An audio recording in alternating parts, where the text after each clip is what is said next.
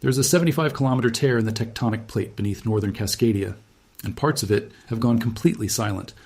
Silence on a fault usually means stress is building. Here it means something worse. That section of slab has already let go. On Sunday night, a magnitude 5.6 earthquake broke inside that exact stretch of seafloor off Vancouver Island. No damage, no tsunami, no injuries. By the end of this report, you will know precisely what that earthquake was, what it was not, and the one signal that would change the answer. At 11:41 on Sunday night, Pacific Daylight Time, a magnitude 5.6 earthquake ruptured the seafloor west of Vancouver Island. In Coordinated Universal Time, that was 6:41 and 30 seconds on Monday morning, July 20th. The United States Geological Survey put the epicenter about 208 kilometers, 129 miles, southwest of Port McNeill, British Columbia, at a preliminary depth of 10 kilometers, a little over 6 miles down. Earthquakes Canada, the Canadian federal agency, measured the same event from a different reference town and placed it 219 kilometers southwest of Port Hardy, on the northern tip of Vancouver Island, at roughly the same depth. A reviewed moment tensor solution put the source slightly deeper, at about 11.5 kilometers, roughly 37,700 feet beneath the seafloor. Nobody was hurt. No buildings were damaged. Earthquakes Canada stated explicitly that there was no risk of tsunami, and no agency issued a warning, an advisory, or a watch. By the raw numbers, this should have been a footnote. It was not, and the reason has nothing to do with the size of the earthquake and everything to do with where it happened. This magnitude, 5.6, struck inside the single most structurally complicated segment of the Cascadia subduction zone, a stretch of seafloor that, less than a year ago, scientists imaged in high resolution for the first time and discovered was actively tearing itself apart. That is the implication. Not that the big one has started. Something more specific and harder to sit with. Shaking was reported across northern Vancouver Island and as far away as Metro Vancouver, more than 450 kilometers to the southeast. Felt reports came in from parts of western Washington, including the Seattle area. Campbell River, about 300 kilometers from the epicenter, felt it. So did Port Alberni, roughly 330 kilometers away. That is a large felt footprint for a magnitude 5.6 at 10 kilometers depth, and it tells you something about the rock this earthquake happened in. Cold, dense oceanic crust and the slab beneath it carry seismic energy efficiently.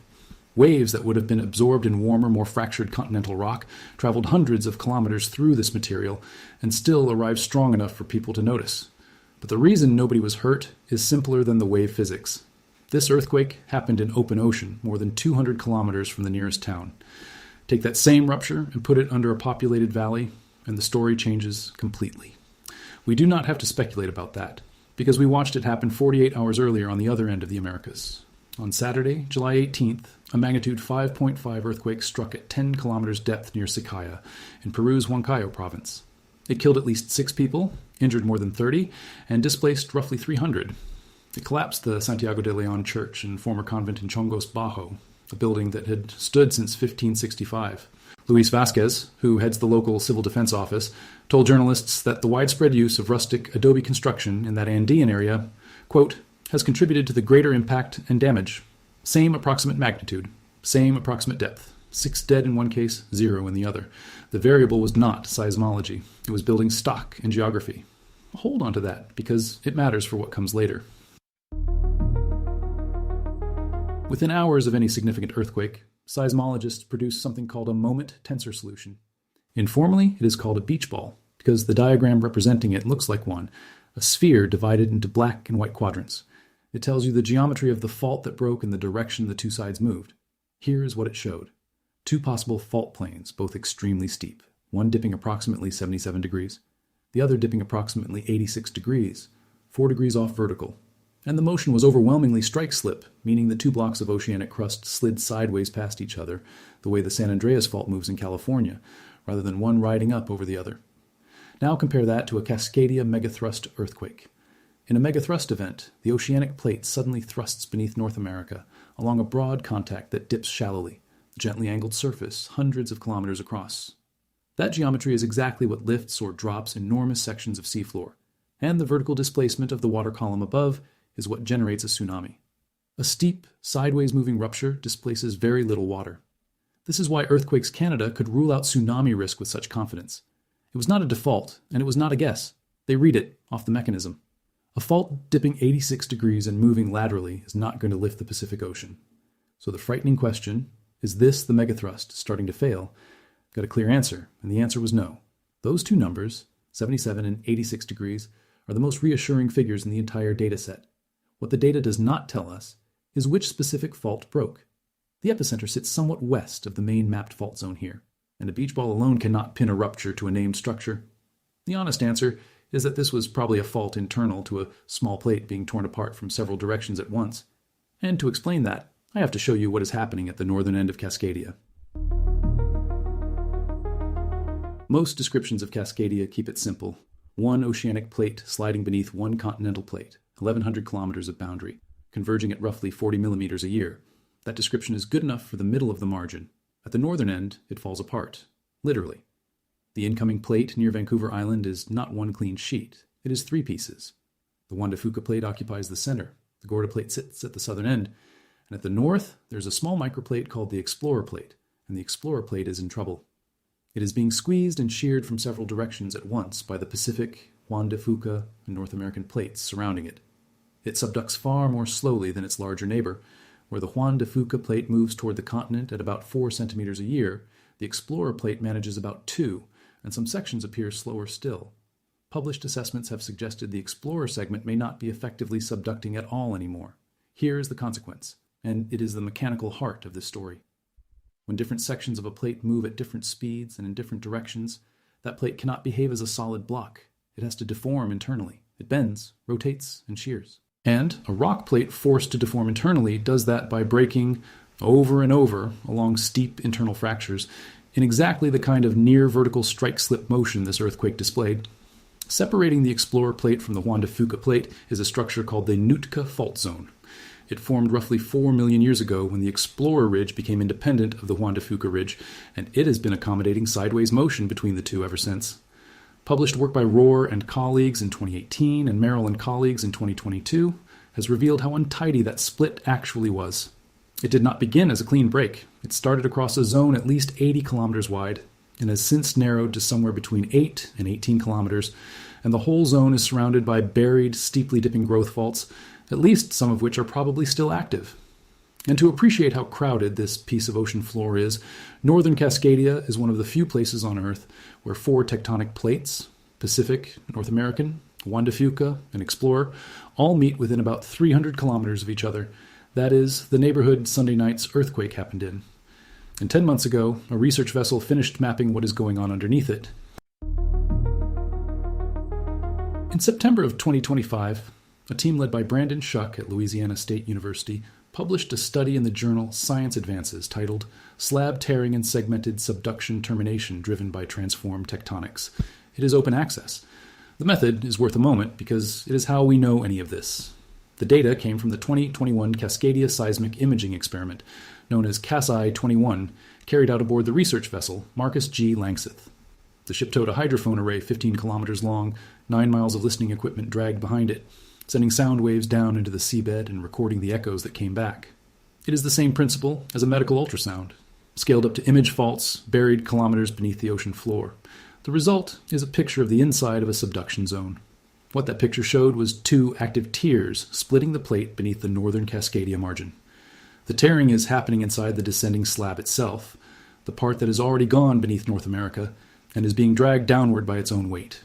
The profiles show a vertical drop of about 5 kilometers, roughly 3.1 miles, where one section of slab has shifted downward relative to the section beside it.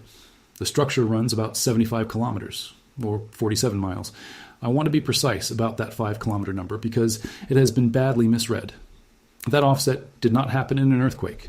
It is cumulative, built up over an enormous span of geological time as the plate bent, fractured, and progressively came apart. Nobody watched 3 miles of rock drop. If you read a headline saying the plate dropped 3 miles and pictured a single catastrophic event, that headline misled you. The detail that is genuinely unsettling is quieter. Along that 75-kilometer fault, some sections are still seismically active while others have gone silent. In most of seismology, a silent fault segment is the worrying one. Silence usually means stress is building with nothing releasing it. Here, researchers read the silence the opposite way. The quiet zones likely mark places where the slab is already fully detached. It is not accumulating stress because it is no longer connected to anything. Schuck described the process in 2 lines that are hard to improve on. He called it, quote, watching a train derail one car at a time. And on the pace of it, quote, it's a progressive breakdown, one episode at a time. The mechanism has a name, episodic termination. Northern Cascadia's subduction is not collapsing in one event. It is winding down in stages. Transform faults act like natural scissors, cutting the oceanic plate into smaller pieces. Over the last 4 million years, motion along the Nootka fault zone has let the crust tear apart into microplates that now move independently. Every time a fragment detaches, it weakens the slab pull, the downward tug of the plate's own weight, that drags the rest of the sheet into the mantle. Less pull means slower subduction, more strain taken up by tearing, more fragments detaching. The process feeds itself. The projection is that the explorer plate fully detaches within about 1 million years, shortening the active Cascadia subduction zone by roughly 75 kilometers, about 1/12 of its length. Geologists had strong reasons to believe subduction zones die this way, but until now they had only ever seen the aftermath. Off Baja California, researchers have identified fossil microplates that were once part of the Farallon Plate, a massive slab that subducted beneath North America tens of millions of years ago. Those ancient fragments are scars, the preserved wreckage of a subduction zone that already finished coming apart. The seismic signatures at Cascadia match them. Cascadia is the living case, the first modern subduction zone we have caught in the act of disintegrating, in high enough resolution to watch the individual tears. And it comes with a caution the study authors put front and center. These findings do not change the current earthquake risk for the Pacific Northwest. The tearing proceeds at a few millimeters per year, slower than your fingernails grow and far slower than any process that matters on a human timescale. Cascadia remains fully capable of producing magnitude 8.5 to 9.0 earthquakes and the tsunamis that come with them. Schuck has framed the discovery as offering perspective, not alarm. There is a version of this story circulating that gets it exactly backwards. Cascadia is dying sounds like good news, like the threat is winding down. It is not risk reduction on any timescale a living person will experience. 1 million years of gradual shutdown does nothing for someone living in Victoria in 2026. The inverse version, circulating in comment sections, claims the tear means the big one is imminent. That is equally wrong, and for the same reason. The tear changes the structure. It does not change the schedule. What the fragmentation does mean is that the northern margin is structurally messier than the clean 2-plate model implied. More internal faults, more independent blocks, more ways for stress to be stored and released, which brings us to the fault everybody actually worries about. The Cascadia megathrust runs about 1,100 kilometers, 680 miles, from Northern California to Vancouver Island, past several million people.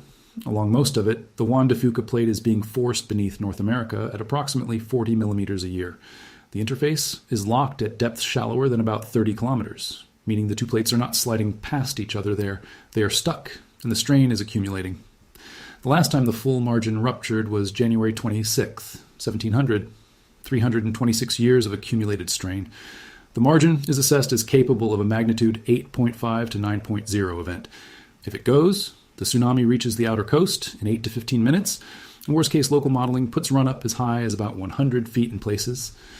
We covered the southern end of this same fault system back in May, when the Oregon segment produced a slow-slip tremor surge. This is the opposite end of the same structure, and the 2 ends do not behave alike. That difference is the whole reason the Explorer plate matters. If the northern segment is barely subducting, the strain budget at the extreme north may be lower than along the central and southern margin. That is a real, if narrow, hazard nuance, and it means the locked and loaded northern segment, framing you see in popular coverage, deserves more precision than it usually gets. The study authors raise a second possibility that cuts both ways. Detached sections of crust could act as partial barriers, slowing or redirecting a rupture rather than amplifying it. If that is right, a full 1,100-kilometer rupture may be less likely to run cleanly through the northern segment than a simple model implies, which would make a segmented rupture more likely there than a full margin one. That is speculation consistent with the published mechanism, and I am labeling it as speculation. Scientists at the Cascadia Region Earthquake Science Center, Crescent, are folding these structures into hazard models right now. This is the question the event raises, and it deserves a real answer rather than a comforting one. Start with the definitional problem, because it is the part most people do not know. An earthquake cannot be identified as a foreshock until after a larger earthquake happens nearby. Foreshocks exist only in hindsight. There is no physical property, no signature in the waveform, no characteristic depth, no telltale mechanism that distinguishes a foreshock from an ordinary earthquake at the moment it occurs. That is not a limitation of our instruments. It is a property of the phenomenon itself. Every foreshock in history was just an earthquake until something bigger followed it. Now the statistics. Worldwide, the probability that an earthquake will be followed within 3 days by a larger earthquake nearby is somewhat over 6%. Within a week, approximately 5%. And the specific probability that an earthquake will be followed by a magnitude 5.0 or larger main shock rises with the foreshock's own magnitude, from under 1% at magnitude 3 and above to 6.5%, plus or minus 2.5, at magnitude 5 and above. Translated, roughly 19 out of every 20 moderate earthquakes are not followed by anything larger. That is the honest number, and it is reassuring. But notice what it is not. It is not 0. The correct answer is not no. It is probably not, and here is what would change that assessment. And there is a counterexample recent enough that nobody should dismiss the question. On June 24th of this year, Venezuela was struck by a magnitude 7.2, followed 39 seconds later by a magnitude 7.5. More than 1,700 people died. Larger after large is rare. It is not impossible. So here is the concrete thing to track, instead of vague dread. The aftershock pattern is the diagnostic. If aftershocks stay clustered near the main shock, out in the oceanic plate, this was an ordinary intraplate event releasing stress accumulated inside a deforming slab, and it is over. If aftershock activity migrates eastward, toward the subduction front and the locked interface beneath Vancouver Island, that warrants elevated attention, because eastward migration would suggest stress is being redistributed into the locked zone rather than dissipating locally. That is checkable. Anyone can watch the map over the next several days and see which way the dots move. There is precedent here, and it is encouraging. On April 24th, 2014, a magnitude 6.4 earthquake struck this same region, followed by an extensive aftershock sequence now called the Nootka sequence. A 2020 study in Earth and Planetary Science Letters analyzed it and found something nobody had mapped before: an approximately 40-kilometer-long subducted fault inside the Explorer Plate north of the Nootka fault zone. The largest aftershock, a magnitude 5.3, arrived about 13 minutes after the main shock, roughly 20 kilometers southeast. The hypocenters showed the subducting plate bending downward to the northwest, nearly perpendicular to the direction it is supposed to be subducting. The plate was deforming parallel to the margin rather than sliding cleanly beneath it. We only have that detail through luck. A land seismometer deployment called CJ2 had started recording in the Nootka Sound region in January of 2014 and ran for 9 months. It happened to be listening when the earthquake hit. The takeaway is direct. The Explorer Plate hosts hidden internal faults capable of significant earthquakes. Those faults are steep and strike slip, and a magnitude 6.4 inside the system, roughly 16 times the energy of Sunday nights, did not trigger a Cascadia megathrust. Which leaves the version people actually mean. Could this earthquake have nudged the megathrust closer to failure? The physics deserves an honest hearing. Every earthquake changes the stress field around it. Near a rupture, parts of neighboring faults get pushed slightly closer to failure, while others fall into what is called a stress shadow, a zone of temporarily reduced stress where failure becomes momentarily less likely. Passing seismic waves can also briefly perturb faults much farther away, which is called dynamic triggering. Both effects are real, documented, established science. But then there is the scale problem, and it is decisive. A magnitude 9 earthquake releases approximately 126,000 times more energy than a magnitude 5.6.